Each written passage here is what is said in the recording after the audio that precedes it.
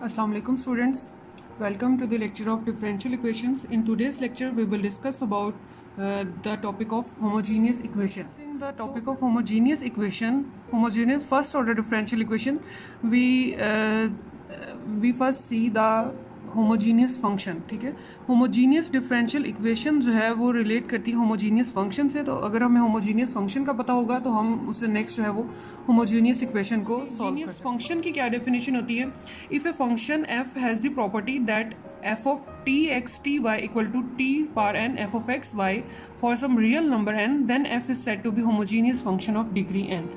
ठीक है, which means कि अगर आपके पास कोई भी फंक्शन f गिवन है जो कि f ऑफ एक्स वाई की फॉर्म में है, अगर आप x को रिप्लेस कर दो विद टी एक्स और y को भी रिप्लेस कर दो विद टी वाई, तो वो अगर इस फॉर्म में उसकी जो राइट हैंड साइड आती है तो t की पावर जो भी n होगी, then the function is said to be homogeneous of that. इसकी अगर आप एग्जाम्पल देखो तो यहाँ पे एक एग्जाम्पल मैंने कंसिडर किया कि f of x y equal to x square minus 3xy plus 5y square. अब इसको चेक करने आपने कि ये इक्वेशन जो है ये होमोजीनियस इक्वेशन है या नहीं. तो होमोजीनियस इक्वेशन चेक करने के लिए आपने क्या करना है कि x को भी रिप्लेस कर दो विद टी एक्स और y को भी रिप्लेस कर दो विद टी वाई. तो यहाँ से क्या आ गया f of t x t y which is equal to x की जगह पे हमने लिखा t x square minus 3 x की जगह पे टी एक्स, वाई की जगह पे टी वाई प्लस 5 वाई को भी रिप्लेस कर दिया विद टी वाई. सिंप्लीफाई करने के बाद अब आप यहाँ से देखो हर टर्म में जो टी स्क्वायर आ रही है टर्म कॉमन आ रही है, तो यहाँ से टी स्क्वायर कॉमन ले लो. टी स्क्वायर कॉमन लिया तो अगेन ये वही वाला फंक्शन बन गया एफ ऑफ एक्स वाई. तो मीन्स यहाँ से क्या आ गया t square f of x y. यही चीज़ हमें डेफिनेशन में कही गई थी when f of t x t y equal to t n f of x y. इस तरह से आ जाए then that n is called the degree of that homogeneous function. तो अब इस केस में हमारे पास ये जो फंक्शन है ये इसकी डिग्री कितनी है? The function is homogeneous of degree 2. Clear है? नेक्स्ट एक और एग्जाम्पल देखिए, उसमें भी आपने क्या करना है, यहाँ पे एक फंक्शन गिवन है f of x y equal to cube root of x square plus y square.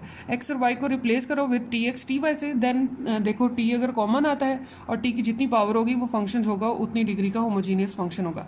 अब यहाँ से टी स्क्वायर कॉमन आ गया, टी स्क्वायर था और साथ में क्या आ रहा है क्यूब रूट आ रहा है, तो टी पावर 2/3 सेपरेट हो गया और नेक्स्ट जो फंक्शन था वो वही एफ ऑफ एक्स वाई बन गया. तो इस केस में हमारे पास ये फंक्शन जो है होमोजीनियस फंक्शन है ऑफ डिग्री 2/3. नेक्स्ट है एफ ऑफ एक्स वाई है x square plus x cube plus 1. अब यहाँ पे भी एक्स और वाई को रिप्लेस करो with t x t y से, तो एक्स को रिप्लेस किया तो यहाँ आ गया t cube x cube plus y को रिप्लेस किया तो t cube y cube plus, अब यहाँ पे 1 कांस्टेंट है तो यहाँ पे तो कुछ भी ऐड नहीं होगा, प्लस 1 एज इट इज आ गया. अब देखो यहाँ से हम अगर टी कॉमन भी लेते हैं तो फर्स्ट 2 फैक्टर्स में से टी कॉमन आ जाएगा, लास्ट वाले में से तो कॉमन नहीं आ रहा. So it's mean f of t x t y is not equal to t cube f of x y, क्योंकि t cube f of x y किसके इक्वल होता? अगर ये वाली इक्वेशन लाइन आ जाती, ये वाला फंक्शन बन जाता, फिर आपके पास t cube f of x y के इक्वल था. तो ये वाला जो फंक्शन गिवन है x cube plus y cube plus 1 is not a homogeneous function, क्योंकि यहाँ से टी की कोई भी टर्म जो है वो कॉमन नहीं आ सकती थी. अब नेक्स्ट एग्जांपल देखिए, इसमें क्या है कि x ओवर 2y प्लस 4 दिया हुआ है, तो यहाँ से x और y को रिप्लेस किया, T x over 2ty plus 4 आ गया. अब t यहाँ से कैंसिल आउट हो गया तो बन गया x ओवर 2y प्लस 4. तो अगेन देखो वही वाला फंक्शन बन गया, तो इट्स मीन यहाँ पे t की पावर क्या होगी? 0 होगी. तो ये वाला जो फंक्शन है ये हमारे पास होमोजीनियस फंक्शन बन गया ऑफ डिग्री 0, क्योंकि t पावर 0 किसके इक्वल होगा? 1 के इक्वल, तो वही वाला फंक्शन एज इट इज आ जाएगा. अब ये जो मैं सी और डी पार्ट हैं या सी पार्ट देखो, यहाँ से आपको क्या पता चल रहा है कि सी और डी पार्ट से कि अगर आपके पास जो किसी फंक्शन में कांस्टेंट टर्म ऐड या सब्ट्रैक्ट हो रही हो तो वो फंक्शन होमोजीनियस नहीं रहेगा, या अगर वो होमोजीनियस होगा तो वो डिग्री 0 का होमोजीनियस होगा. ठीक है, समझ आई? अगर किसी फंक्शन में कोई कांस्टेंट टर्म ऐड हो रही हो या सब्ट्रैक्ट हो रही हो तो वो वाला फंक्शन जो है वो होमोजीनियस नहीं रहेगा, या सिर्फ एक केस में वो वाला फंक्शन होमोजीनियस होगा जब उस फंक्शन की जो डिग्री है वो 0 होगी. क्लियर है?